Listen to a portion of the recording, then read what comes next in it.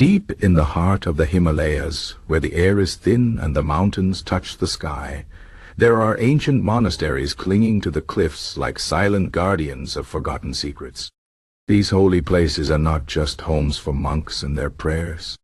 Hidden within their stone walls are doors, not ordinary doors, but mythic portals, said to lead to other worlds, other times, even other dimensions. The locals whisper about them, the travelers dream of them, and the wise monks guard their secrets closely. This is the story of the mythic portals carved into Himalayan monasteries.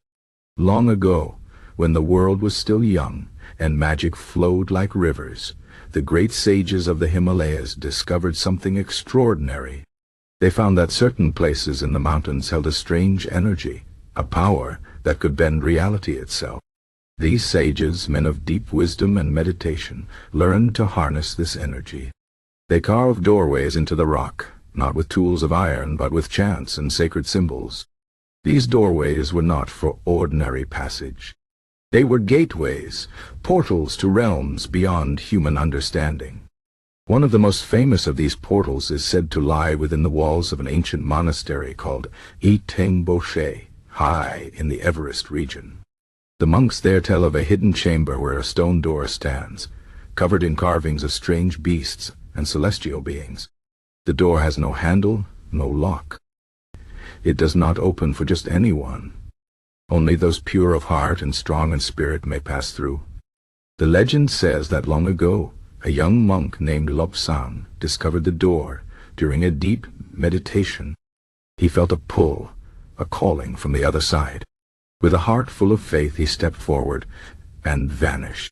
For 7 days the monastery mourned him as lost. But on the 8th day, Mustang returned. His eyes shone with a light no one had seen before, and in his hands he carried a flower, a bloom unknown to this world, with petals like gold and a scent like the wind before a storm. He spoke of a land where the sky was violet and the rivers sang. The elders listened in awe, for they knew he had walked through the mythic portal. But not all who seek the portals find wisdom. Some find danger. In the ruins of Mustang, the ancient kingdom of Lo, there is a monastery perched on a cliff, half buried in time. The locals say that deep inside, there is a door carved with the faces of demons. It is said that hundreds of years ago, a greedy king heard of the portals and their power. He demanded his warriors break into the monastery and open the door. The monks warned him. Some doors should never be opened. But the king did not listen. When his men forced the door, a terrible wind howled out, carrying a voice that was not human. The warriors vanished, and the king fell ill, his body twisting in ways no healer could mend. The door was sealed again, but some say that on quiet nights you can still hear scratching from the other side. The portals are not just stories. Even today, travelers and seekers come to the Himalayas, hoping to find these hidden gates. Some monks say the portals move, that they are not fixed in one place but appear when the time is right. A shepherd might stumble upon a door in a valley where no monastery stands. A pilgrim might see a flicker of light in the rock, only for it to vanish when they blink.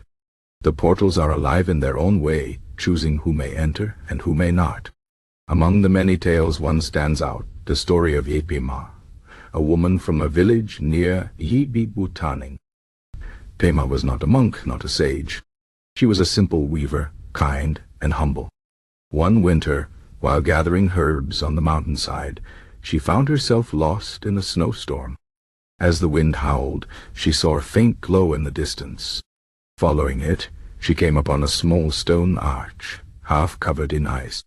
Without thinking, she stepped through, and found herself in a warm valley, untouched by snow. There, an old man with eyes like the moon sat by a fire. He told her she had crossed into Shambhala, the hidden kingdom of peace. He gave her a thread, woven from light itself, and told her to return home.